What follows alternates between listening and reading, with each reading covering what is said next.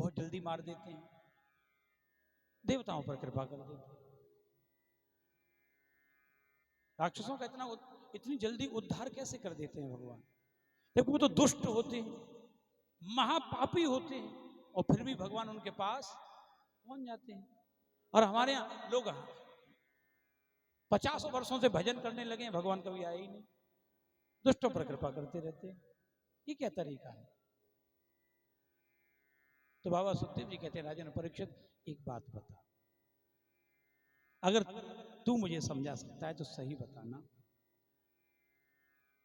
अब यहां पर एक दृष्टांत है, उसको मैं कुछ और तरह से आपको समझाऊंगा।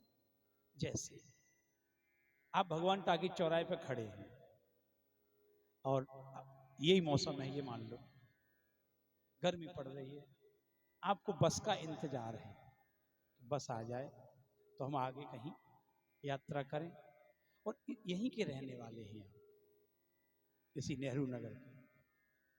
अब आप बस आ गए, बस में आप बैठ गए, बस खड़ी है, गर्मी है बड़ी, अब पानी की बोतल आप घर भूल गए, अब आपको लगी प्यास, तब तक वहां आ गया पानी बेचने वाला, आपने कहा एक बोतल ले लो,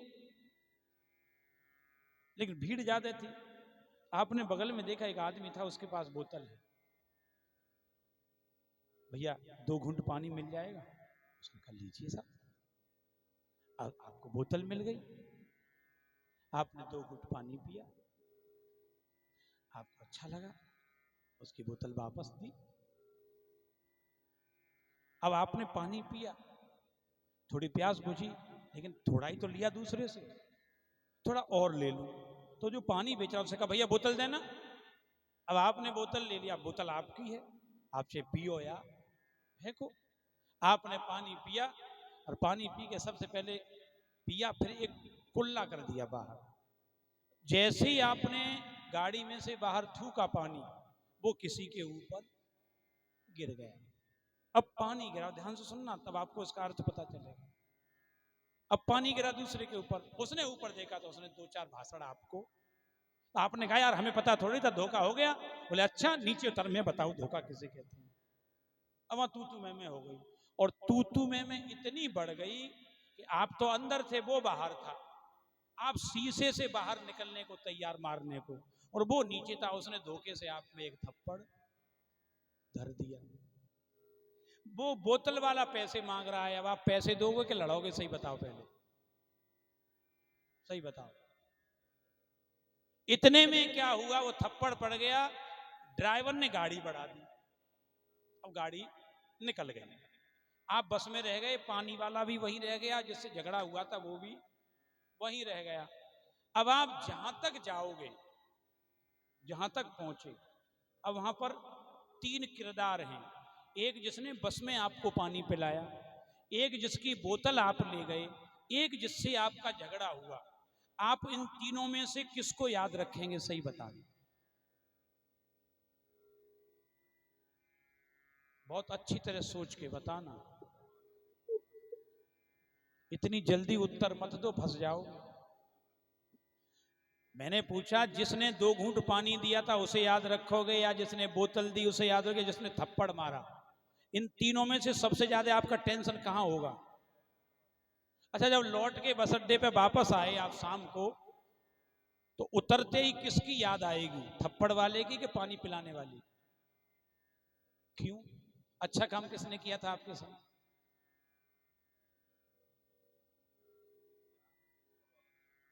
लेकिन याद कौन रहेगा? यानी आपको दुश्मन याद रहता है, आपको मित्र याद नहीं रहता।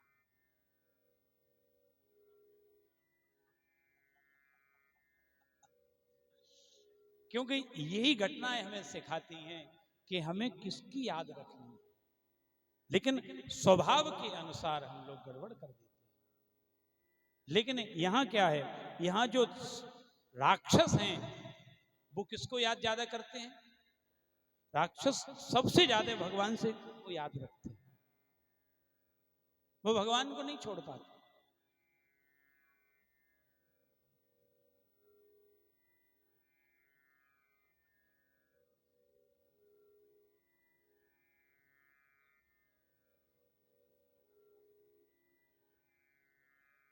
बाबा सुखदेव जी कहते हैं राजन परीक्षित, भगवान क्या हैं, जो ये जितने भी राक्षस हैं ना, ये केवल भगवान से दुश्मनी करते हैं, भगवान से ये शत्रुता करते हैं, और जितने हैं वो सब मित्रता का व्यवहार करते हैं। और हमारे यहाँ शास्त्र का एक और समाज का नियम है, हम शत्रु को तो याद रखते हैं, मित्र को उतना याद नहीं रखते। तो भगवान का ऐसा ही व्यवहार है, जितने भी राक्षस हुए वो भगवान से शत्रुता करते हैं।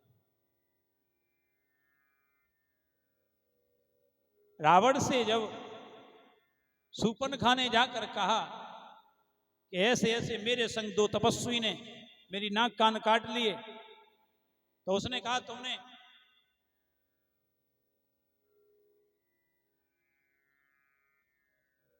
वहां उस दंडक वन में किसी से जाके नहीं कहा? बोले हाँ कहा। बोले किससे कहा? बोले आपके जितने भी लोग थे हमने सबसे कहा। अरे तुमने खरदूषण से कहा? बोले हाँ कहा। फिर क्या हुआ? बोले उन दोनों ने खरदूषण को मार दिया। तब रावण को याद आई, ओहो भगवान का अवतार हो गया, तो मुझे भजन करना चाहिए कि उनसे दुश्मनी करना चाहिए। तो उन्होंने स्पष्ट कहा, उसने एक बार भी देर नहीं लगाई। रावण कहता है हो ये भजन नहीं तामस देहा, हमसे भजन नहीं हो सकता, हम तो शत्रुता करेंगे और ऐसे ही करेंगे कि दुनिया में किसी ने न की। और इतना स्मरण था उसको शत्रुता का, और जितना हम लोग अपने दुश्मन को याद रखते हैं इतना किसी को याद नहीं रखते। इसलिए हमारे यहाँ एक निवेदन किया जाता है, आप भगवान से जब संबंध बनाओ तो सोच के बनाना, कौन सा बनाते हो, भूलने वाला या हमेशा याद रहे, हमेशा याद रहे। कोई भी संबंध बनाओ ऐसा बनाओ कि हम आपको भूलेंगे नहीं। राजन हमारे यहाँ एक शत्रु हुआ जिसका नाम था हिरण्यकश्यप। उसने भगवान से ऐसा द्रोह किया, ऐसा द्रोह किया कि भगवान उसके लिए पत्थर के खंभे से प्रकट हुए। उसके लिए जैसे ही हिरण्यकश्यप का गुरुदेव ने नाम लिया, राजा परीक्षित बोल पड़ा, गुरुदेव ये हिरण्यकश्यप वही हिरण्याक्ष का भाई है ना? बोले हाँ ये वही हिरण्याक्ष का भाई है जो उसका छोटा भाई था। बोले ये तो भगवान की दो पार्षद थे ना? बोले हाँ जय और विजय, ये वो दो ही थे, इनके पहले जन्म की कथा है। एक बना हिरण्याक्ष और एक बना हिरण्यकश्यप। हिरण्याक्ष का उद्धार भगवान ने वामन बन के किया और हिरण्यकश्यप को भगवान ने नरसिंह अवतार लेकर के मारा। बोले प्रभु मुझे ये नरसिंह भगवान की कथा सुनाओ, क्योंकि भगवान की लीलाओं के चरित्र चल रहे हैं ना, 24 अवतारों की कथा है, मैं नरसिंह भगवान को सुनना चाहता हूं, सुनाइए। तब बाबा सुखदेव जी बोले राजन सुनो। जब हिरण्याक्ष का वध हो गया तो हिरण्याक्ष के वध के बाद जो इसकी मां थी दिति, अपने पुत्र के मरने पर बहुत दुखी हुई और बहुत शोक किया, बहुत रोई। तो इसने अपनी मां को समझाया, अपनी मां से कहता है मां इदम शरीरम पुरुषस्य मोहजम यथा पृथक भौतिक धीयते ग्रहम। मां ये शरीर आता है और जाता है, रोना नहीं चाहिए, इस शरीर के लिए रो रही है। अरे तेरा पुत्र तो गया, वो तो आत्मा रूप था, वो तो गया, और शरीर के लिए क्या रोना? शरीर ही तो रह जाता है जिसके लिए हम लोग रोते हैं। हमें रोते हुए देखने वाला तो शरीर में है कहीं? अरे जब कोई व्यक्ति मरता है तो प्राण निकलने का शरीर में क्या रहता है, और हम रो रहे हैं, किसके लिए रो रहे हो सही बताओ? शरीर के लिए, वो तो गया। ये कौन उपदेश दे रहा है? हिरण्यकश्यप अपनी मां को, राक्षस है, उपदेश कर रहा है, लेकिन मां इसकी समझ नहीं रही। बहुत समझाया, जब मां नहीं समझी तो इसने अपनी मां से कहा मां चुप हो जा, अगर तुझे ये लगता है कि तेरे पुत्र को नारायण ने मारा है तो मैं तुझे वचन देता हूं, मैं उस नारायण को मार के अपने भाई का बदला लूंगा। जो इतना कहा सो मां प्रसन्न हो गई, हाँ मुझे बदला चाहिए। मां प्रसन्न हो गई। अब इसने सोचा मुझे बदला लेना है तो क्या करूं। इसने क्या किया, अपनी पत्नी कयाधु को समझा करके ये मद्राचल पर्वत पर तपस्या करने चला गया। और मद्राचल पर्वत पर ये तपस्या करने गया, बैठ गया, बढ़िया तरह इसने आसन लगाया और ब्रह्मा जी को प्रसन्न करने के लिए इसने तप प्रारंभ कर दिया। और ऐसा तप हुआ है इसका कि पूरे शरीर पर इसके जो ये दीमक होती है ना, दीमक की मिट्टी ने पूरा शरीर खत्म कर दिया, लेकिन ये तपस्या से नहीं हटा। ब्रह्मा जी को प्रसन्न करने के लिए बैठा था, पूरा शरीर नष्ट हो गया। इसकी घोर तपस्या देखकर ब्रह्मा जी प्रकट हो गए। ब्रह्मा जी ने कहा परम ब्रूही अपने कमंडल से जल लेकर के इसके शरीर को स्वस्थ कर दिया। उठ के खड़ा हो गया, इससे कहा परम ब्रूही वरदान मांग, क्या चाहिए। इसने कहा मैं वरदान आपसे मांगू, मुझे मिलेगा। बोले हाँ, मृत्युर्मा भून मम प्रभु, मैं आपसे वरदान मांगता हूं मेरी मृत्यु न हो, मैं मरूं। और राक्षस वरदान कौन सा मांगते हैं, हम मरे नहीं। जिसने भी राक्षस ने तपस्या की वरदान यही मांगा, हम मरे नहीं या हमें कौन मारेगा ये बता। दो ही बातें पूछते हैं, या तो हम मरे नहीं या हमें कौन मारेगा ये बता। इसने कहा हम मरे नहीं, ब्रह्मा जी ने मना कर दिया। बोले ये हम वरदान तो मैं नहीं दे सकते। बोले क्यों, क्योंकि अमर होने का वरदान मैं नहीं देता, क्योंकि मैं स्वयं अमर नहीं हूं, मुझे भी किसी ने पैदा किया, मैं नहीं दे सकता। क्योंकि जो आया है उसे जाना ही पड़ेगा। कुछ और वरदान मांग। जिसने कहा मैं जो मांगू सो दे दोगे। बोले तू जो मांगेगा, लेकिन ये वाला नहीं। अब इसने वरदान मांगे, अब इसने लिस्ट बनाई है, बड़ी तगड़ी इसकी सूची है। क्या बोलता है, न अंतर न बहिर, न मैं अंदर मरूं न मैं बाहर मरूं, न दिवा न नक्त, न दिन में मरूं न रात में मरूं, तस्मादपि चायुधई, न अस्त्र से मरूं न शस्त्र से मरूं, न भूमो न अंबरई, न पृथ्वी पे मरूं न अंबर में मरूं, न नर न मृगरपई, न मनुष्य से मरूं न पशु से मरूं, न सूखे में मरूं न गीले में मरूं, न सजीव से मरूं न निर्जीव से मरूं, न दिन में मरूं न रात में मरूं। महाराज इसने जो वरदान मांगे सब मांग लिए। और अंत में ब्रह्मा जी से बोला एक काम करना। बोले क्या काम करना है। बोले आपकी बनाई हुई सृष्टि में मैं किसी के द्वारा न मरूं। सृष्टि सब ब्रह्मा जी ने बनाई थी, किसी के द्वारा न मरूं। ब्रह्मा जी ने कहा परम गुरु दे दिए वरदान। अब इतने वरदान किसी को मिल जाएं तो क्या करेगा, उपद्रव प्रारंभ। क्योंकि नारायण को कमजोर करना है और देवताओं और भगवान को कमजोर करने का सबसे बढ़िया साधन पृथ्वी पर है धर्म के कार्यों को बंद करा दो, सबसे बढ़िया। तुरंत सबसे ज्यादा भगवान कमजोर होने लगे। इसने किया, लेकिन भगवान भी बड़े साहब कौतुकी हैं। भगवान ने क्या किया, इसी के घर में समय प्राप्त होने पर एक पुत्र पैदा कर दिया और उस पुत्र का नाम शुक्राचार्य जी ने रखा प्रहलाद। और ऐसा बालक पैदा हुआ भगवान का परम प्रिय भक्त पैदा हुआ। ये थोड़ा सा बालक बड़ा हुआ तो हिरण्यकश्यप ने क्या किया, अपने पुत्र को भेज दिया। शुक्राचार्य जी के दो बेटे हैं संड और अमर, विद्यालय चलाते हैं राक्षसों का, जिसमें राक्षसी विद्या सिखाते हैं, वहां भेज दिया। उनके पास जाओ, इसे विद्या राक्षसी विद्या दो। अब वहां राक्षसी विद्या सिखाई जाती है, ये बालक तो सीखता ही नहीं है, क्योंकि पहले से सब तैयार था मामला, भगवान ने भेजा। एक वर्ष बाद खबर भेजी हिरण्यकश्यप ने, मेरे पुत्र को लेके आओ।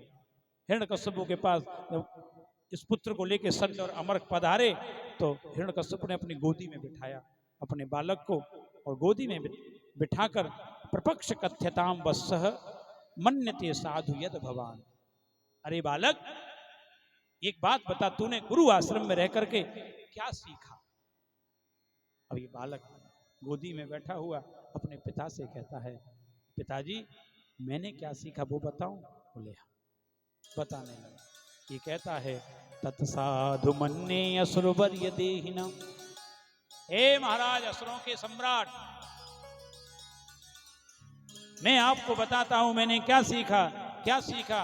हित्वात्म पापम ग्रह अंधकूपम वनम गतो यत्थिर्माश्रयेत।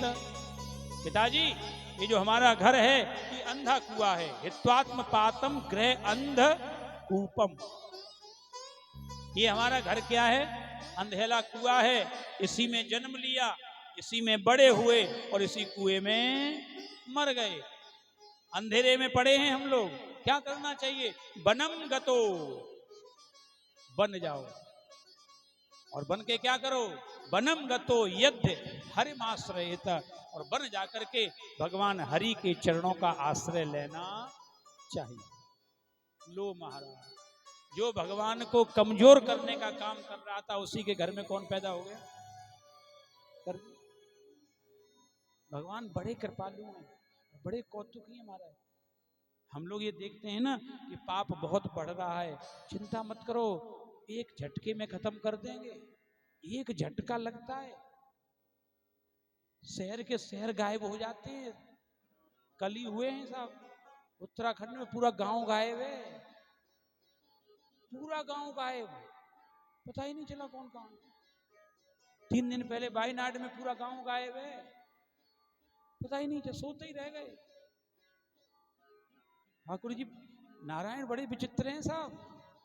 याद है केदारनाथ की आपदा, सबको पता होगी। 50,000 पता ही नहीं चले कहां गए। किसी को भी लकड़ी की जरूरत नहीं पड़ी, ना किसी को कपड़े की जरूरत पड़ी, एक झटके में। तो जिस दिन चाहेगा महाराज पता ही नहीं चलेगा ये हो क्या गया। अरे जो बनाना जानता है, जो चींटी से लेके और हाथी तक की निर्माण कर रहा हो, उसे बिगाड़ने में कितना समय लगेगा? झटका नहीं है महाराज। तो इस हिरण्यकश्यपु के घर में भगवान ने स्वयं ही भेज दिया और क्रोध आया हिरण्यकश्यपु को। हिरण्यकश्यपु ने कहा, प्रहलाद ये चीज तूने कहां से सीखी? ये किसने सिखाई? है संडमर्क, इधर आइए। क्या तुमने यही सिखाया इसको? हमने तुमसे कहा था इसे राक्षसी विद्या दो, और तुम इसे कौन सी विद्या दे रहे हो? मेरे खिलाफ उस नारायण की विद्या दे रहे हो। संडामर्क ने कहा, महाराज हमने इसे कुछ नहीं सिखाया। क्यों? ए प्रहलाद, हमने तुझे सिखाया? प्रहलाद कहता है, आपको खुद नहीं आता, हमें क्या सिखाओगे? आपको आता होगा तब तो सिखाओगे। क्रोध में आ गया, और क्रोध में हिरण्यकश्यप क्या कहता है प्रहलाद से? दैत्य चंदन मने जातोयम कंटक द्रुमा, मेरे दैत्य रूपी चंदन के वन में ये बबूल का पेड़ कहां से निकल आया? प्रहलाद का परिचय कैसे दे रहा है वो? बबूल का कांटो, कंटक द्रुमा, दैत्य चंदन वन है। प्रहलाद और तू क्या क्या जानता है? प्रहलाद बोला, पिताजी हम तो और भी कुछ जानते हैं। क्या जानते हो? अब प्रहलाद जी प्रवचन करने लगे और बोले, श्रवणम कीर्तनम विष्णु, स्मरणम पाद सेवनम, अर्चनम वंदनम दास्यम, सख्यम आत्मनिवेदनम। पिताजी एक ही काम करना है, नारायण को सुनना है। श्रवणम, कीर्तनम, उसी को गाना है। स्मरणम, उसी का स्मरण करना है। पाद सेवनम, उसी के चरणों की सेवा करनी है। अर्चनम, उसी की अर्चना करनी है। वंदनम, उसी की वंदना करनी है। सख्यम, उसी को अपना बनाना है। आत्मनिवेदनम, उसी से सारी प्रार्थना है, कुछ नहीं करना। अरे और क्रोध बढ़ गए। हिरण्यकश्यप ने कहा, संडमर्क इसे जल्दी से ले जाओ, इसको मार डालो, मार डालो। मैं नहीं चाहता कि मेरे यहां पर मेरा ही शत्रु मेरा पुत्र बने। ले जाओ उसको, मार डालो। सैनिकों ले जाओ उसे। प्रहलाद को पकड़ करके ले गए, बहुत बड़े पहाड़ के ऊपर, ऊंचा पहाड़ पे खड़ा कर लिया। सैनिकों ने कहा, हे प्रहलाद, नीचे फेंक रहे हैं तुझे, बोल आज से ये नाम लेगा। अब प्रहलाद को क्या, क्योंकि भेजा हुआ किसका था?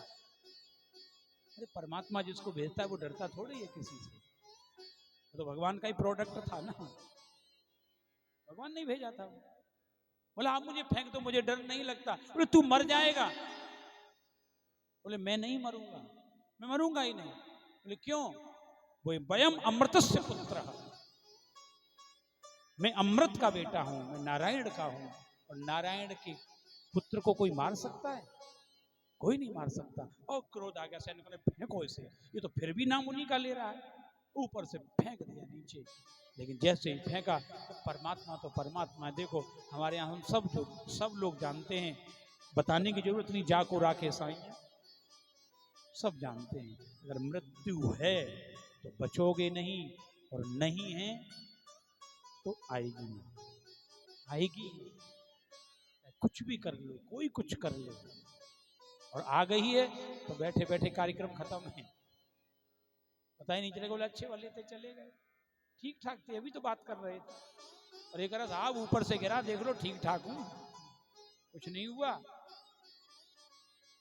बस ये बात पर हमें विश्वास तो हो कि जाको राखे, इस बात को जानते सब हैं, बोल भी देते हैं, लेकिन इस बात पर हमें भरोसा तो हो कि कोई राखने वाला भी, रक्षक कोई है हमारा, यही तो विश्वास है। और प्रहलाद को यही तो विश्वास था कि मुझे बचाने वाला कोई है।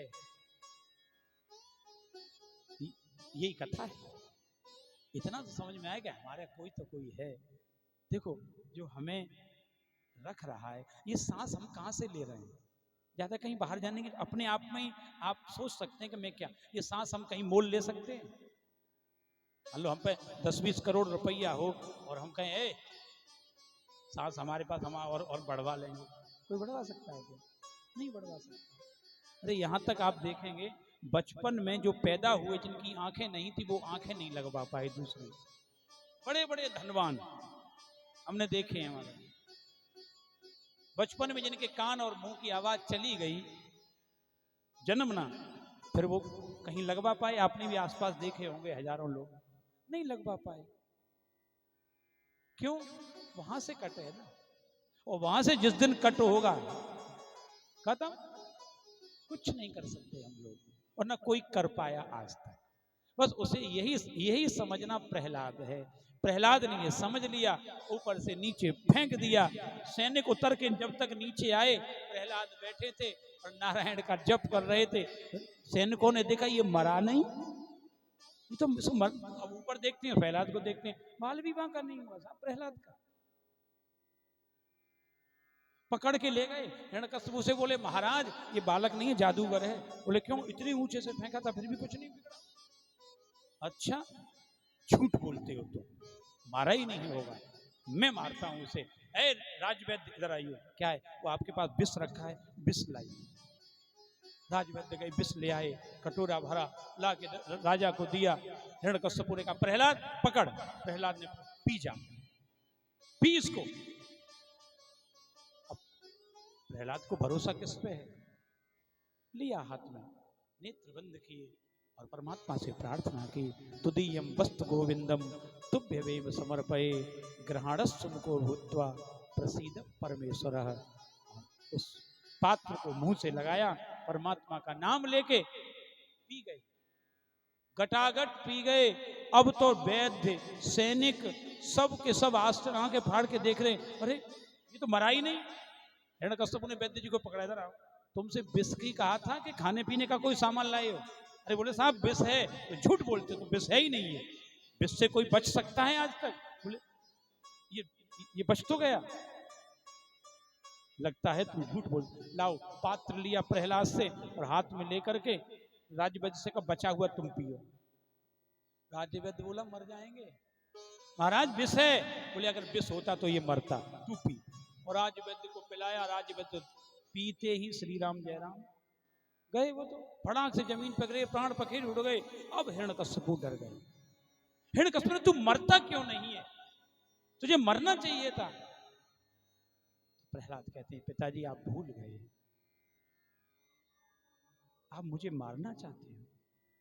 ये चीजें खिला पिला के मेरा कुछ बिगड़ने वाला नहीं है। पिताजी मैं आपको एक बात बताता हूं, मैं जब माँ के गर्भ में 9 महीने रहा, तुम कब मुझे भोजन देने गए थे? तुम मेरी रक्षा करने कब गए? जो जननी जठरे रहत सो हर गयो न सोए। पिताजी, जिसने मेरी रक्षा उस छोटी सी जगह मां के गर्भ में की है, और तुम मुझे यहां मारना चाहते हो, उसके बाद मेरा कुछ नहीं बिगाड़ता। हिरण्यकशिपु वास्तव में डर गया, ये बालक नहीं है, लगता है मेरा ही शत्रु कोई पैदा हो गया। संड अमरक को बुलाया, उनके पुत्रों को उनको सौंप दिया, ले जाओ इसे मार डालो, कुछ करो लेकिन वापस मत लाना इसे। शुक्राचार्य जी के पुत्र ले गए अपने आश्रम में, आश्रम में ले जाके बिठा दिया, और बिठा करके प्रहलाद से बोले, प्रहलाद तू अपने पिता की बात क्यों नहीं मानता, मान लेना अपने पिता की बात, छोड़ दे ये बातें। तो प्रहलाद कहता है, क्या बातें माननी, पिता मेरा गलत सिखाता है, मैं क्यों मानूं उसे। अब संडमर भी बोले, अब इसे ज्यादा समझाओ ही मत, यहीं रखना है, राजा के पास भेजेंगे ही नहीं। लेकिन एक दिन क्या हुआ, ये दोनों संड और अमर जो पुत्र हैं शुक्राचार्य जी के, ये कहीं चले गए, विद्यालय में केवल बच्चे बच्चे रह गए। तो जितने भी बच्चे थे वो सब खेलकूद में लगे, और प्रहलाद जी एक कोने में बैठे हरे शरणम हरे शरणम हरे शरणम में लगे हुए थे। तो इन बच्चों ने सोचा, राक्षसी बालकों ने, कि ये तो बैठा कोने में राजा का बालक, और हम क्रीड़ा कर रहे हैं, हम खेल रहे हैं, ऐसे में गुरुजी आ गए तो हम पर मार ले, दंड मिलेगा। तो फिर क्या करें, बोले एक काम करो, इसको भी खेल में लगा लो, राजा का पुत्र है, ये खेलेगा, तो गुरु जी आएंगे तो इसके चक्कर में हम सब बचे, बड़े आदमी का बेटा अगर तो मास्टर भी डरते हैं। तो ठीक है, सारे बालक पहुंचे प्रहलाद से, प्रहलाद क्या कर रहे हो, आओ हमारे संग क्रीड़ा करो। प्रहलाद ने कहा, भैया आप खेलिए, मैं तो स्मरण में लगा हुआ हूं। काय का स्मरण, बोले नारायण का। बोले अभी से इतने छोटे से हो तुम स्मरण में लगे हो, चलो खेलेंगे चलो। प्रहलाद जी बोले, भैया आप जाइए, मुझे नहीं जाना, मुझे केवल स्मरण करना है। अरे प्रहलाद, ये कोई बात है, कर लेना भजन, फिर कर लेना, अभी तो खेल लो, अभी गुरुजी नहीं है, खूब खेलेंगे। बोले तभी तो मैं भजन में लगाऊं, गुरुजी नहीं है, गुरुजी आ गए तो पढ़ाई में लगा देंगे, मैं नहीं जाऊंगा। बालक वहीं बैठ गए। बोले प्रहलाद तू कैसे भजन सीख गया, क्यों करता है ये भजन, अरे बड़े होना तब करना, अभी तो खेलने कूदने का समय है, अभी नहीं। प्रहलाद ने कहा, सुन बैठो, तुमने क्या कहा कि ये खेलने कूदने का समय है, ठीक है, अच्छी बात है तुम्हारी, लेकिन मैं तुमसे कुछ पूछूं तो जवाब दोगे। राक्षस बालक बोले, पूछो क्या पूछना है। तो प्रहलाद ने पूछा, एक बात बताओ, शरीरम पौरुषम भाग्य विपद्येत पुष्कलम यतो यजेत कुशलः क्षेमाय भवनस्थितः। एक बात बताओ भैया, तुमने कहा कि बड़े होके खेलेंगे, एक बात बताओ, एक मनुष्य को कितनी आयु मिली। बालक एकदम बोल पड़े, आयु 500 वर्ष शतम आयु। बोले एक व्यक्ति को 100 वर्ष की आयु मिली। अच्छा, ये 100 वर्ष की आयु है, ये जो दिन और रात मिला के है कि केवल दिन दिन की है। बालक बोले दोनों मिला के है, दिन और रात मिला के तो एक दिन होता है। बोले हाँ 100 वर्ष हो गए। बोले हाँ ठीक है। अच्छा एक बात बताओ, निष्फलम यदसौ रात्राम, रात्रि में क्या करते हैं, सोते हैं, वो तो निष्फल हो गई, सोने का क्या फल है, निष्फल। तो रात रात इसमें से निकाल दो, 100 में से रात कम करो, कितनी कम हो जाएंगी रातें। हाँ जी राधे राधे, कितनी कम होंगी, 100 में से 50, तो 50 रातों के। अब 50 कम कर दो, कितने बचे, बालक बोले 50 बचे। अच्छा तो ठीक है 50 बचे। अब एक बात और हम तुमसे पूछते हैं, एक बात बताओ, मुग्धस्य बाल्यो कौमारई, बालापन और कौमार अवस्था जो खेलने की है, उसके कितने वर्ष निकालोगे खेलने के।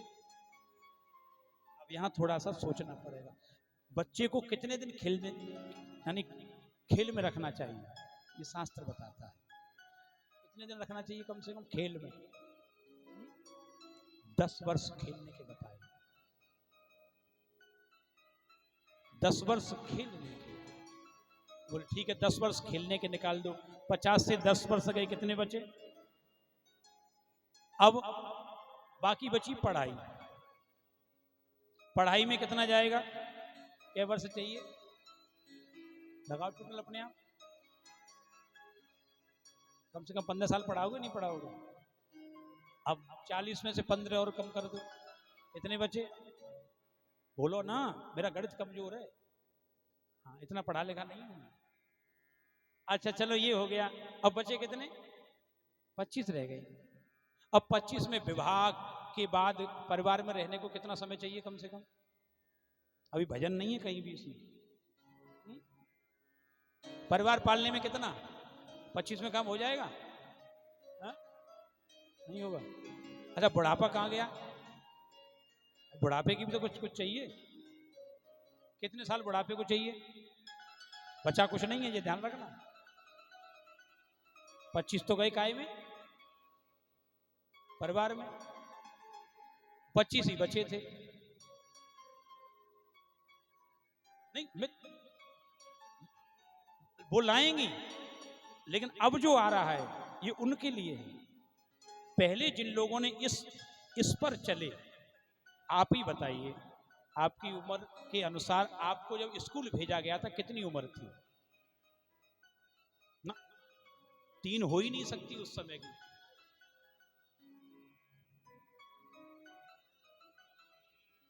पांच से पहले कोई बच्चा स्कूल जाता ही नहीं था साहब। बाबूजी आप बताइए।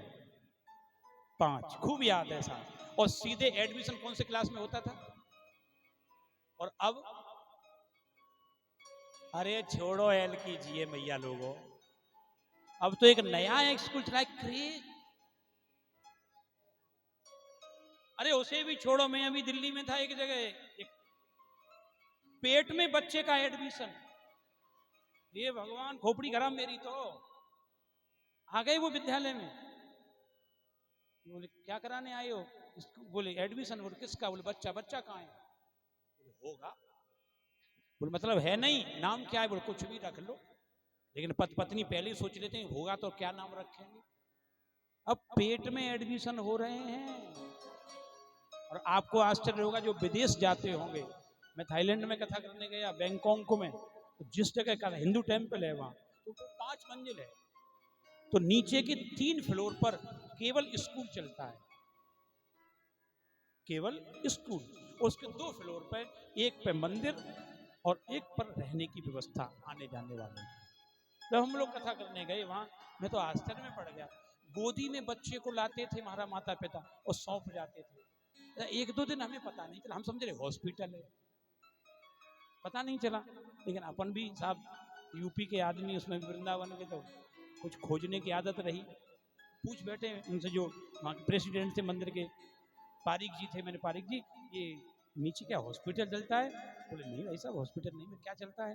बोले स्कूल चलता है। मुझे गोदी में ले लेके, बोले ये सब माता पिता नौकरी करते हैं, ये सुबह छोड़ जाते हैं 6 बजे और शाम को 6 बजे आएंगे, तब तक, बोले तब तक ये यहीं पड़े रहे, यही उनका 1 नंबर 2 नंबर जो होता है वो यही करेंगे। हो गया काम। अब ये बालक बड़े होके किसके संग रहेंगे? सही बताना, किसके संग रहेंगे बड़े होकर? और यही पद्धति अब हमारे देश में लागू हो गई हमारे देश। और सब जानते हैं। अब हम लोग थोड़ा विषय से दूसरी ओर पहुंच गए, ध्यान रखना। विषय यहां चल रहा है प्रहलाद जी का। उम्र ही नहीं बची, अब बालक सब ऐसे देख रहे प्रहलाद आयु तो बची नहीं, आयु तो खत्म। तो बोले अब बताओ भजन कब करोगे, कब करोगे? बालक सब बैठ गए। राक्षस बालक हैं साहब, देवता के बालक नहीं थे, पुरुष के नहीं थे, राक्षसी बालक स्वयं है वो प्रहलाद। और सामने बैठने वाले सब कौन है? वो भी राक्षस के बालक हैं। तो बालक पूछ बैठे, प्रहलाद तो एक बात बता, हमें करना क्या चाहिए, क्या करें? अब यहां प्रहलाद गीता है श्रीमद् भागवत में, जो प्रहलाद जी के द्वारा सुनाई गई। प्रहलाद जी कहते हैं एक काम करो, अगर जीवन को सही चलाना है तो केवल एक काम। बोले क्या? कौमारे आचरेत प्राज्ञो धर्मान भागवता नेह दुर्लभम मानुषम जन्मम तदप्य अति दुर्लभ। बोले अगर जीवन को सही चलाना है तो भगवान का भजन कौमार अवस्था से शुरू कर दो। अब कौमार अवस्था कब शुरू होती है बताओ? चलो हमारे यहां आयु निर्धारण है ना, कौमार अवस्था की अलग आयु है, शुरू जहां से होती है।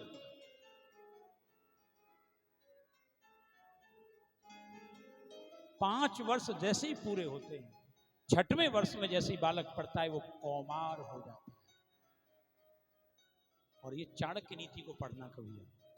चाणक्य नीति में लालयित 5 वर्षाणी, 5 वर्ष तक वो बच्चा होता है। क्या होता है? बच्चा। 5 वर्ष तक उस पर कोई प्रतिबंध नहीं होना चाहिए, खुला छोड़ दो। 5 वर्ष तक खेलने दो, जितना खेलता है, जितना खाता है खाने दो। लेकिन जैसे ही 5 वर्ष पूरे हों फिर आगे के 10 वर्षाणी ताड़े, 10 वर्ष जो आगे के हैं, 5 के बाद 10 प्लस कर दो, कितने होते हैं? 15 तक उसको छोड़ना मत, छोड़ना नहीं चाहिए, बिल्कुल तैयार रहिए। ये कौमार अवस्था होती है, यही बनने की होती है और यही बिगड़ने की होती है। बोलो राधे राधे। आ रहा है? समझ में नहीं आ रहा? आजकल जीवन का दुख क्या है? यही दुख है, जब उसको देखना था तब हमने देखा नहीं। कब देख रहे हैं? 16 के बाद। अब उस पर नजर रखते हैं, और नजर रखनी कब थी? 5 के बाद। 16 पर जाकर के तो शास्त्र कहता है वो मित्रवत हो जाता है, मित्र का व्यवहार होता है, फिर उससे आपके बराबर हो गया। और हम लोग एक कहावत घरों में कहते भी हैं, जब बाप का जूता बेटे के पैर में आने लगे तो कौन है वो? कहते नहीं बाबू, हम मना किया, तो आपके बराबर हो गया। फिर उसे मित्रवत व्यवहार करिए, उसे समझाइए। 5 वर्ष तक उसे कुछ मत कहो और 5 से 15 तक उसको छोड़ो मत, छोड़ना ही नहीं है, बिल्कुल लगाम आपके हाथ में है। आपने छोड़ी नहीं। श्री राम जय राम जय जय। आजकल जितना खतरा समाज को है इसी उम्र से है, इसी में बनना और इसी में बिगड़ना। चाणक्य तो यहां तक कहते हैं 10 वर्ष यानी 5 के बाद की जो उम्र है, 5 तक बच्चे को कभी किसी माता पिता को पीटना नहीं चाहिए, मारना नहीं चाहिए, बिल्कुल नहीं, कभी कभी न मारे। वो जो करता है उसे खुला छोड़ दे, जो करता हो। और जैसे ही वो 6वें में पड़े फिर उसे छोड़े नहीं, जब मौका लगे तभी ठोक दे एक दिन। और ये पुराने जानते होंगे पिटाई कैसे कैसे होती थी भाई साहब। आजकल के बच्चे पिटाई भूल गए। क्या भूल गए? अब तो ऐसे नियम जो सीबीएसई ने लागू कर दिए हैं, टीचर नहीं मार सकते, भले वो टीचर को पीटे आए, वो प्राउड करता है, वो टीचर को पीट सकता है लेकिन टीचर नहीं पीट सकते। नहीं, पुराना से याद कर लीजिए, जहां जो 40+ बैठे हों, आहा याद करिए, सबसे ज्यादा डर किसका रहता था पढ़ाई में? गुरुजी का, टीचर का, मास्टर साहब का। अरे स्कूल में रहता था सो रहता था, कहीं गली में न मिल जाए। याद करिए, क्यों माता जी? क्या कोई बिगड़ता था पहले? अच्छा, फिर धुनाई स्कूल में होती थी अलग, घर में कुटाई होती थी। क्या होती थी घर में? अच्छा, फिर ये नहीं पता कि कौन कर दे, ये भी कन्फर्म नहीं है कि पिता माता ही मारेंगे, चाचा चाची ठोक दें,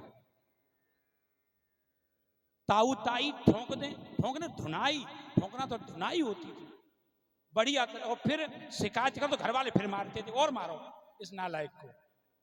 महाराज ऐसा भूत रहता था घर में। माताएं कैसे डराती थी हमें खूब याद है। आन दे शाम को पापा है, आए हाय आने दे पापा को, तो महाराज ऐसा लगता था कि पापा नहीं आएगा, शाम को कोई राक्षस आएगा। तो बच्चे शाम को सूर्य छिपने से पहले सो जाते थे कि पापा के आने से पहले ही सो जाओ।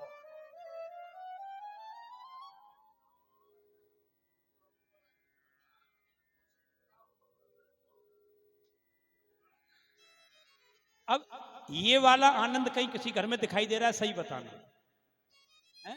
ये आनंद था साहब। और इसमें क्या था, बच्चे कभी गलत जगह न जाते थे न बैठते थे, डर था। और डर वो डर अच्छा था, वो डर अच्छा था। क्यों भैया? और वो एक से नहीं डरता था, वो सबसे डरता था, क्योंकि वो पता था पता नहीं कौन सर्विस कर दे। ये चीजें देखो, हमारा शास्त्र आपको बिगाड़ता नहीं है, आपको बनाता है। और आजकल हमारे बच्चे सबसे दूर कहां हैं? किससे दूर हैं? और वो केवल हिंदू धर्म में, और किसी पंथ में का कोई बच्चा अपने धर्म से दूर नहीं है। ये भी एक विडंबना है हमारे यहाँ। हमारे बच्चे ही हमारे शास्त्र से दूर, और जितने ज्यादा क्वेश्चन मार्क वो हमारे शास्त्र पर लगाते हैं, कोई दूसरा नहीं लगाता, कोई नहीं लगाता। क्या पहले के लोग पढ़ते नहीं थे? क्या वो क्या बुद्धिमान नहीं थे क्या? हा? क्या वो कुछ कुछ जानते नहीं थे क्या? सब जानते। कारण क्या हुआ? हम अपने वास्तविकता से हटके और भौतिकता में चले जाए। हाँ, लेकिन लौटना कहाँ है, वापसी कहाँ है? क्योंकि मैं तो जहां रहता हूं, मैं वृंदावन रहता हूं। मैं वहां जब नए नए लड़कों को जो IT engineer, MBA, BBA, BCA करे हुए हाथ में माला लेके घूम रहे हैं। अभी मैं आपको मैं कल एक बच्चे का वो बेंगलोर रहता है, वो बेंगलोर रहता है, उसको मैंने देखा, तो उससे बात हुई। अब आप उसको सुनिए। वो क्या कर रहा था? ऑटो चलाता है। और कब चलाता है? केवल संडे को, केवल संडे को ऑटो चलाता है। उससे पूछा, किसने पूछा? उसके पीछे एक आदमी बैठा हुआ था, वो ऑटो चला रहा था। तो अभी बारिश चल रही है, तो वो जैकेट पहने हुआ था, जैकेट, वो जैकेट पहने हुआ था। तो जैकेट के पीछे एक छोटा सा स्टिकर लगा था। वो स्टिकर पर लिखा था माइक्रोसॉफ्ट, माइक्रोसॉफ्ट का था। उसने वो देखा, तो उस जो पीछे बैठा यात्री था, उसने उससे पूछा कि भैया, आप ये जैकेट जो आप पर है, ये आपने किसी को दी है, किसी की दी हुई है कि आपकी है? तो वो कहता है कि भाई साहब, ये मेरी ही है। बोले, ये जैकेट तो जो कंपनी में काम करते हैं उनको मिलती है, तुम्हारे पास कहां से आ गई? बोले, मैं माइक्रोसॉफ्ट में इंजीनियर।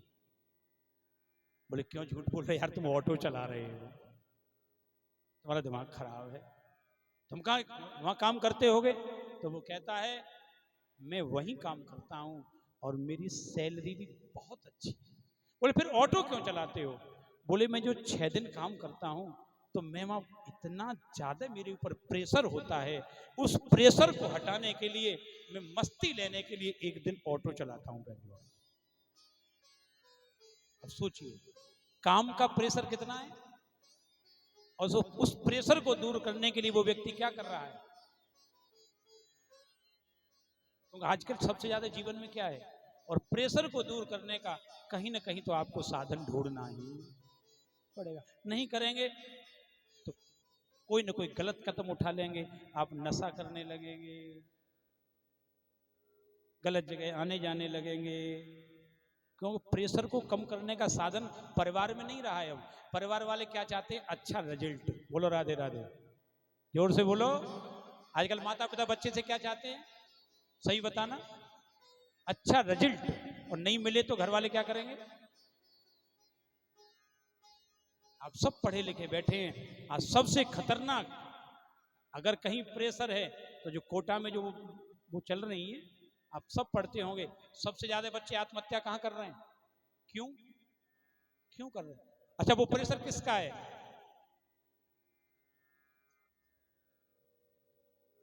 अच्छा करे तो चाहे वो मर जाए,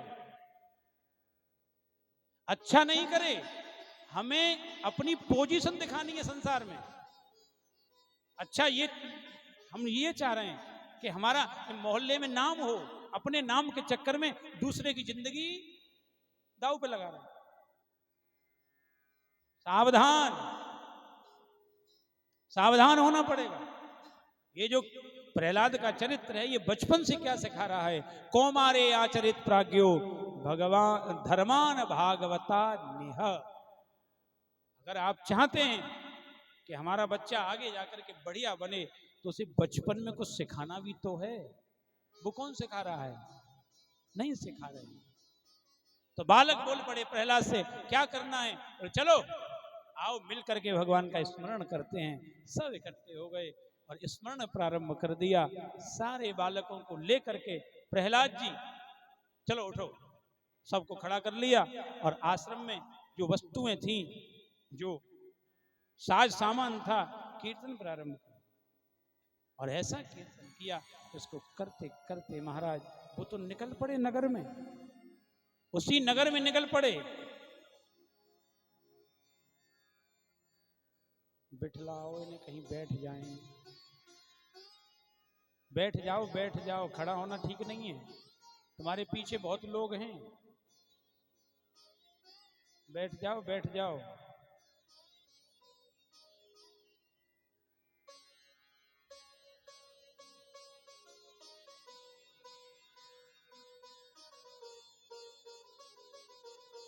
नारायण भगवान की।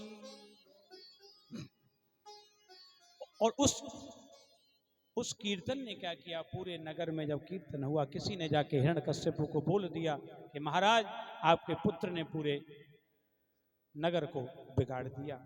वो नारायण का कीर्तन करता है। हिरण्यकश्यप तलवार लेके दौड़ा है, पकड़ लिया अपने पुत्र को, मारने के लिए ले जा रहा था। इसकी बहन आ गई। इसकी बहन आई तो इसकी बहन ने अपने भाई से कहा, क्या बात है, क्यों परेशान हो? मैं इसको मार दूंगी। बोले कैसे मार दोगी? बोले मेरे पास देवताओं का दिया हुआ एक अंग वस्त्र है, मैं आग में भी बैठ जाती हूँ तो मेरे ऊपर आग का कोई प्रभाव नहीं होता। उस वस्त्र को ओढ़कर इस पुत्र को मेरी गोदी में बिठा दो और गोदी में बिठा करके आग लगा, ये मर जाएगा, तुम्हारा काम हो जाएगा।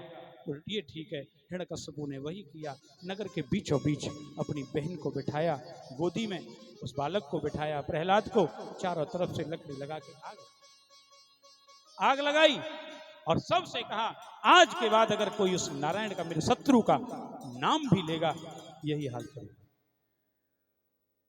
धू धू करके आग जली, पूरे नगर में हाहाकार है। कैसा बाप है पुत्र को जिंदा जला। पूरी रात निकल गया, सवेरा हुआ। सवेरा जब हुआ, सब पहुंच गए, देखा तो राख का ढेर था। ढेर हटाया, जब अंदर देखा तो उसमें तो प्रहलाद बैठा है। हिरण्यकश्यप की बहन ढूंढका का कोई पता नहीं कहां है। जय जयकार करने लगे, सभी ने कहा नारायण भगवान की जय। जय जयकार हुई और वो जो राख थी, उस राख को उड़ाया गया, एक दूसरे के ऊपर लगाई। और उस सतयुग की वो घटना, प्रहलाद के जीवन का आनंद, आज तक हमारे घरों में वो एक विशेष त्योहार जो हमारे यहाँ मनाया जाता है, जिसे हम होलिका बोलते हैं, ये सतयुग का त्योहार, तब से आज तक हमारे घरों में वो मनाया जा रहा है। हिरण्यकश्यप और क्रोध भर गया, मेरी बहन मर गई। पुत्र को पकड़ा, महल में ले आया और महल में लाकर के कहता है, तू ये बता तेरा भगवान कहाँ है? कहाँ है तेरा भगवान? तो प्रहलाद कहता है, पिताजी हरि सर्वेषु भूतेषु भगवान तत् ईश्वरः। अब ये बताइए मेरा भगवान कहाँ नहीं है? मेरा भगवान सब जगह है, हर जगह। जैसे कहा हर जगह, तो हिरण्यकश्यप कहता तेरा भगवान हर जगह? बोले यस। तो कासो यदृश सर्वत्र कस्मात् स्तंभे न दृश्यते। अगर तेरा भगवान सब जगह है, इस खंबे में है। प्रहलाद ने कहा, पिताजी मुझे तो दिखाई दे रहा है, आपको नहीं दे रहा तो मैं क्या, मुझे दिखाई दे रहा है। क्रोध तो था ही, हाथ में तलवार थी, उसी खंबे पर मारना शुरू कर दिया। खंबे पर प्रहार किया और जब प्रहार हुआ प्रहलाद ने नेत्र बंद किए, परमात्मा से प्रार्थना की कि हे नारायण, मैंने कह तो दिया आप खंबे में हैं, कहीं ऐसा न हो आप खंबे में न हो, तो मेरा तो कुछ नहीं है, आप असत्य हो जाएंगे कि परमात्मा सब जगह नहीं। तो भगवान से जब भक्त ने प्रार्थना की, नारायण उसी खंबे में आकर के प्रकट। ये तो बार कर ही रहा था, एकदम खंबा फटा, भयंकर तरीका से आवाज हुई और जैसे ही खंबा फटा अंदर से एक सुंदर आकृति मेरे प्रभु की प्रकट हो गई। बोलो नरसिंह भगवान की। नरसिंह भगवान को जैसे देखा हिरण्यकश्यपु तो डर गया, क्योंकि सर है सिंह का, शरीर है मनुष्य का, बड़े बड़े नाखून, लप लपाती हुई जीभ, भयानक चेहरा, तलवार छूट गई। भगवान ने झटके से पकड़ा, अपनी ओर खींचा, बाहर निकले भगवान। महल का मुख्य दरवाजा था, भगवान उस दरवाजे पर बैठ गए। चौखट पर बैठकर भगवान ने अपनी जांघों पर लिटा लिया, लिटा करके उसको देखा। हिरण्यकश्यपु एकदम बोल पड़ा, तुम मुझे नहीं मार सकते, तुम मुझे नहीं मार सकते। बोले क्यों नहीं मार सकता? बोले मैंने वरदान लिए ब्रह्मा से। याद कर क्या क्या लिया वरदान? अब वो वरदान याद करता है, मैं अंदर न मरूं, मैं बाहर न मरूं। भगवान बोल पड़े, अंदर है कि बाहर, देख कहाँ है। तो वो चौखट में था दरवाजे। और दरवाजा कहाँ होता है? अंदर के बाहर, ना अंदर दरवाजा दरवाजे की जगह होता है। मैंने एक और वरदान लिया, मैं ऊपर न मरूं, मैं नीचे न मरूं। भगवान बोले कहाँ है? देख ऊपर के नीचे, तो मेरी गोदी में है।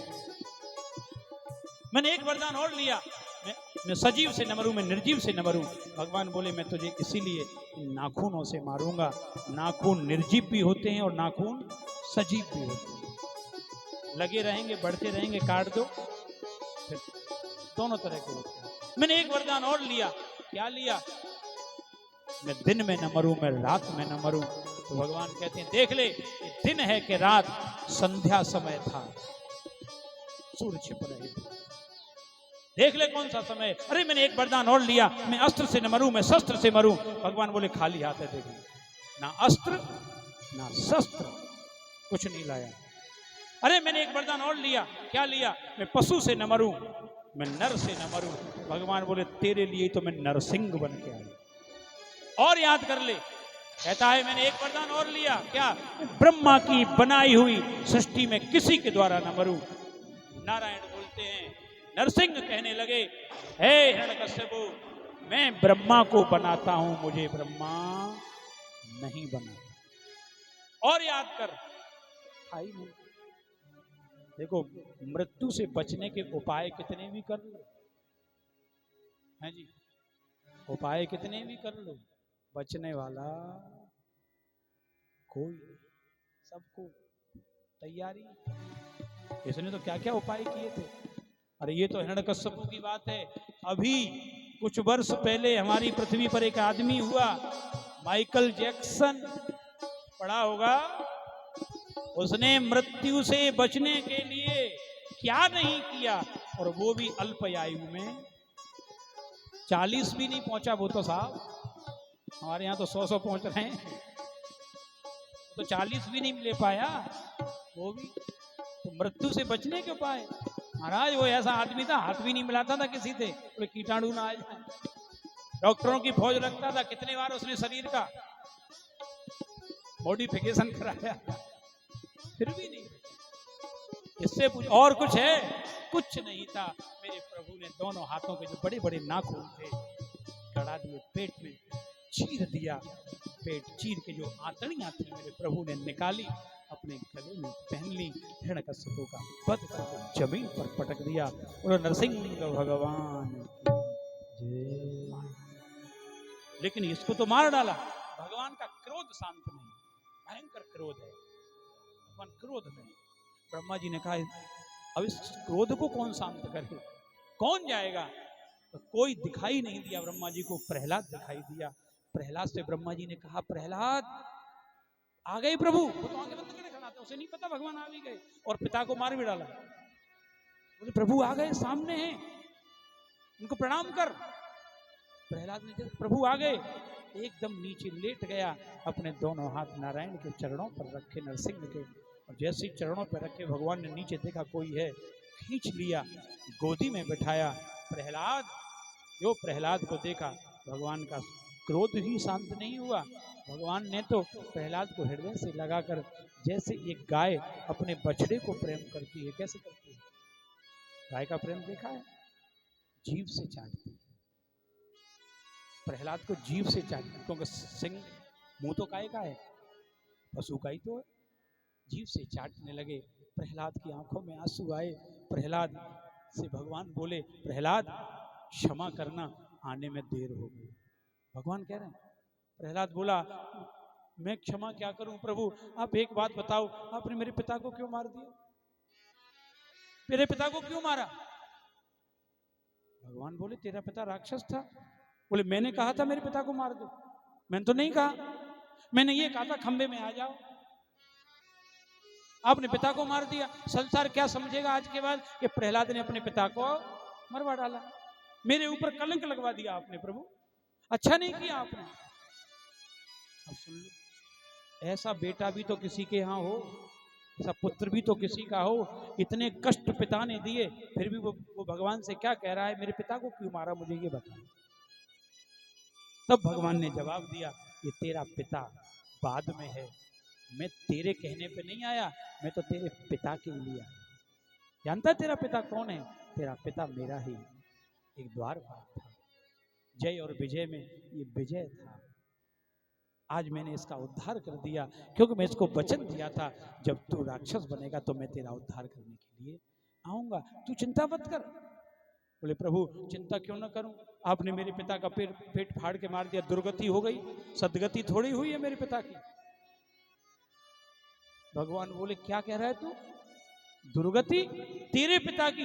अरे प्रहलाद, इस सृष्टि में तेरा पिता पहला ऐसा व्यक्ति है जो मेरी गोदी में मरा है।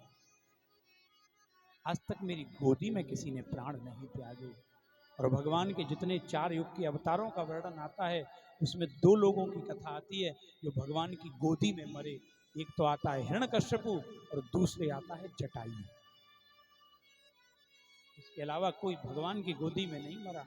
अरे हमारे यहाँ तो शास्त्र, समाज, संत ये कहते हैं कि भगवान के नाम लेके भी कोई मरता है तो उद्धार हो जाता है, भगवान के सन्मुख कोई जाता है तो उद्धार हो जाता है। अरे भगवान के बारे में सोचते सोचते मर जाए तो उद्धार हो जाता है। अरे भगवान की गोदी में मरा हो वो कहाँ जाएगा? सोचो, चिंता मत कर, तेरे पिता की सदगति हो गई, मैं तुझसे अत्यंत प्रसन्न हूं, वरदान मांग, क्या चाहता है? जो मांगेगा वो दूंगा, बोल क्या मांगना चाहता है? तो प्रहलाद कहता है, गुरुदेव प्रभु जो मैं मांगू वो दे दोगे? बोले, तू जो मांगेगा वो मिलेगा, मांग तू क्या? तो प्रहलाद की मांग देखना क्या है। प्रहलाद कहते हैं, प्रभु एक काम करो, क्या? भोगेन पुण्यम कुशलेन पापम कलेवरम काल जयेन हित्वा। प्रभु हम भोगेन पुण्यम, पुण्य भोगने को हम तैयार बैठे हैं, और कुशलेन पापम, पाप करने में हम कितने चालू हैं, कितने कुशल हैं, बड़े होशियार हैं। करते पाप हैं और चाहते क्या है? क्या मिले? पुण्य मिले, ये हम लोग चाहते हैं। लेकिन मैं आपसे जो चाह रहा हूं वो आप सुन लीजिए। मैं आपसे निवेदन करता हूं, प्रभु ये जो मांग है ना, कि मांग, ये मांग खत्म कर, कभी मुझे मांगना ना पड़े, ऐसी कृपा आप कर दीजिए। जो भगवान ने जैसे ही सुना कि प्रहलाद क्या मांग रहा है, तो मांग, अपनी मांग खत्म करना चाहता है। बोले, हाँ प्रभु मेरा एक ही निवेदन है, मुझे कभी मांगना न पड़े। अब बताओ, इतने प्रसन्न है भगवान, क्योंकि सबकी इच्छा होती है भगवान से कुछ ना कुछ मांगे। प्रहलाद ने मना कर दिया। भगवान ने गोदी में लिए सिंहासन पे, जिस पे हिरण्यकश्यप बैठता था, भगवान उस सिंहासन पर बैठ गए आके, और कहा, हे प्रहलाद इस सिंहासन पे तू आज से बैठेगा। प्रहलाद ने मना किया, प्रभु मैं नहीं बैठूंगा, ये सिंहासन राक्षसी सिंहासन है, मैं कैसे बैठूं इस पर, मैं नहीं बैठ सकता इस सिंहासन पर। तो भगवान बोले, तू कहां बैठा है? पहले मैं बैठा हूं, तू तो मेरी गोदी में बैठा है। तू तो एक काम कर, आज से ये सिंहासन तेरा नहीं है, मैं बैठकर अपना करके अपना सिंहासन तुझे देके जा रहा हूं, बैठ।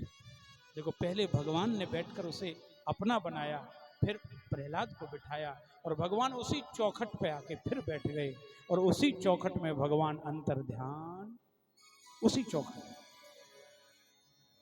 महल की मुख्य देहरी थी, भगवान उसी में अंतर ध्यान हो गए। बोलो नरसिंह भगवान की। बाबा सुखदेव जी कहते हैं, राजा परीक्षित, इस तरह भगवान ने आज हिरण्यकश्यपु का उद्धार किया, और नरसिंह भगवान उस देहरी में अंतर ध्यान हो गए। इसलिए हमारे यहाँ एक निवेदन किया जाता है, बार बार हम लोगों को बताया जाता है कि जो दरवाजे, जो हमारा मुख्य दरवाजा होता है, मुख्य दरवाजे पर देहरी होती है। मुख्य दरवाजे पर क्या होती है? होती है कि होती थी? बोलो राधे राधे, राधे राधे। होती है कि होती थी? अब नहीं, गड़बड़ हो गया, हमारे घर का वास्तु ही खराब हो गया, देहरी खत्म हो गई। पूजन किसका करोगे? पहले बहुएं आती थी, काय का पूजन होता था, अब काय का करोगे? अब दीवाल पूजन होता है कि नहीं होता भाई साहब? दीवाल पूजन होता है, और हमारे यहाँ दीवाल पूजन की पद्धति, और जब से घर की देहरी खत्म हुई है, घर में दो चीजों का आगमन हो गया, एक तो रोग आ गए और एक कलह आ गए। बोलो राधे राधे। आप किसी भी बड़े मंदिर में जाना, बड़ा मंदिर जो असली वास्तु से बना होगा, बिना देहरी का भगवान का मंदिर नहीं होगा। और आप दक्षिण में कभी चले जाइए, कोई दरवाजा ऐसा नहीं होगा जिसमें देहरी न हो। और आजकल हम थोड़े से मॉडर्न हुए, थोड़े से XYZ ABCD सीख गए, तो घर का सबसे पहले क्या खत्म कर दिया हमने? प्रवेश द्वार। और अच्छी बुरी चीजें कहां से प्रवेश करती हैं घर में? बोलो राधे राधे। और हम ढूंढ रहे हैं, कभी वास्तु वाले को, कभी पंडित जी को, कभी ज्योतिषी को, चक्कर लगा रहे हैं महाराज, कैसे ठीक हो, बड़े परेशान है, बनती नहीं है हम लोगों में। सब कुछ है प्रभु घर में, लेकिन फिर भी शांति। कौन आ गया अशांत करने वाला? कौन आ गया? क्योंकि नरसिंह गायब हो गए। और आप याद रखिए, आपने का सुंदरकांड पढ़ाओ, जब हनुमान जी महाराज लंका में प्रवेश करते हैं तो किसको याद करते हैं? सही बताना, मुख्य दरवाजे पर याद करो, कुछ चौपाई अगर याद हो। याद है ना? वो चौपाई याद करिए।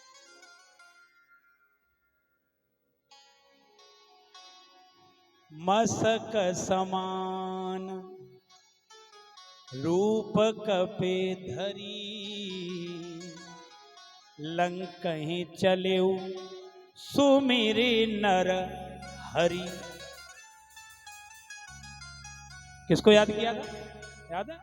मसक समान रूप कपे धरी, लंकहि चलेउ सुमिरे नर। बोलो नरसिंह भगवान की। नर हरि, क्योंकि जिसकी चौखट में प्रवेश करो, दरवाजे पर कौन बैठा होता है? उनसे प्रार्थना कर लो, सब ठीक ठाक। हमारे यहाँ वास्तु कहता है शाम को दरवाजे की देहरी पर दीपक रखना चाहिए। रखते होंगे? देहरी है, देहरी पर पैर रखना नहीं चाहिए, देहरी को लांग देना चाहिए, देहरी पर बैठना नहीं चाहिए। मना करते थे पुराने सब लोग, बैठे होंगे। अब देहरी कहाँ है? तो इसलिए तो खत्म कर दी, बैठेंगे तो अभी। ये नरसिंह भगवान वास्तु के मुख्य हैं, दरवाजा ही तो मुख्य है। आपका दरवाजा ही खराब है, घर में कितना ही कुछ कर लो। अब मैं आगे नहीं जाऊंगा, वरना ज्योतिष में घुसना पड़ेगा। इसलिए राधे राधे, राधे राधे, सावधान हो जाइए। इतने बड़े VIP मत बनिए जो कि बीमारियां आ जाएं घर में। हमारे वीआईपी ने मार डाला है हम लोगों को। सबसे बड़ा रोग क्या कहेंगे? सबसे बड़ा। इसलिए आइए 2 मिनट भगवान के। अच्छा,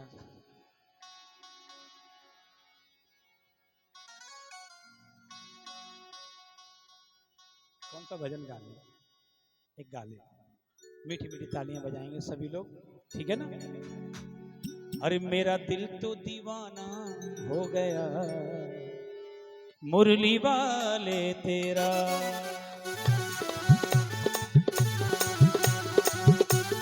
दोनों हाथों की तालियों के साथ सभी लोग।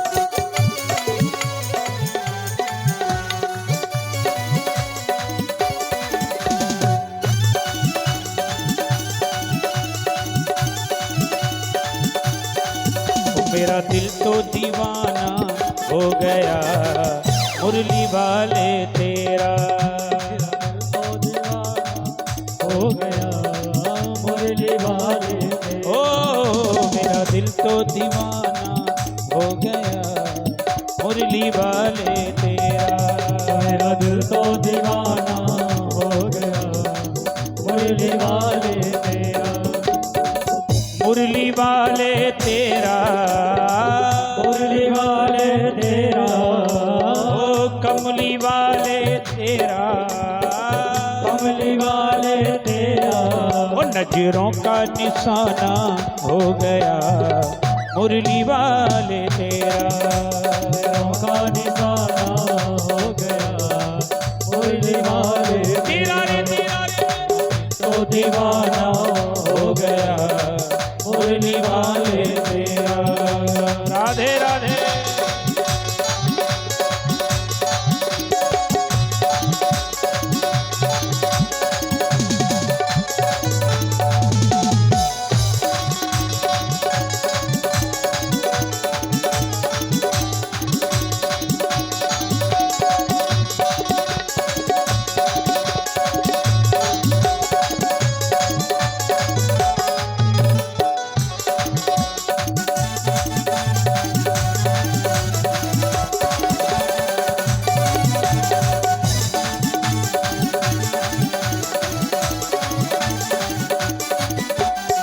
जब से नजर मिल गई है, जब से नजर मिल गई है, हाँ जब से नजर मिल गई है, नजर मिल गई है। हाँ उजड़े चमन की कली खिल गई है, उजड़े चमन की कली खिल गई है, उजड़े चमन की कली खिल गई है, उजड़े चमन की कली खिल गई है। क्या नजरें, क्या नजरें, क्या नजरें मिलाना हो गया मुरली वाले तेरा।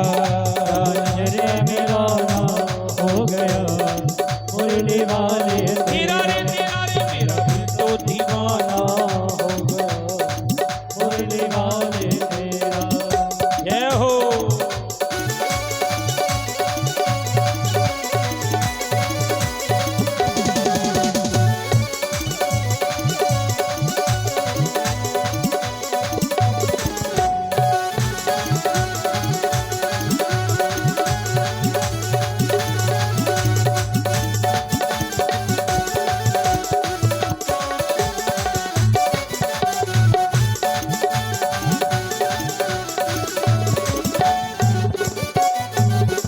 दीवानगी ने क्या क्या दिखाया, दीवानगी ने क्या क्या दिखाया, वो दीवानगी ने क्या क्या दिखाया, दीवानगी ने क्या क्या दिखाया। दुनिया छुड़ा करके तुमसे मिलाया, दुनिया छुड़ा करके तुमसे मिलाया, वो दुनिया छुड़ा करके तुमसे मिलाया, दुनिया छुड़ा करके तुमसे मिलाया। दीवाना दीवाना जय हो, दीवाना जमाना हो गया मुरली वाले तेरा। दीवाना जमाना हो गया मुरली वाले तेरा। मेरा दिल तो दीवाना हो गया मुरली वाले तेरा। ओ मुरली वाले तेरा, मुरली वाले तेरा, ओ कमली वाले तेरा।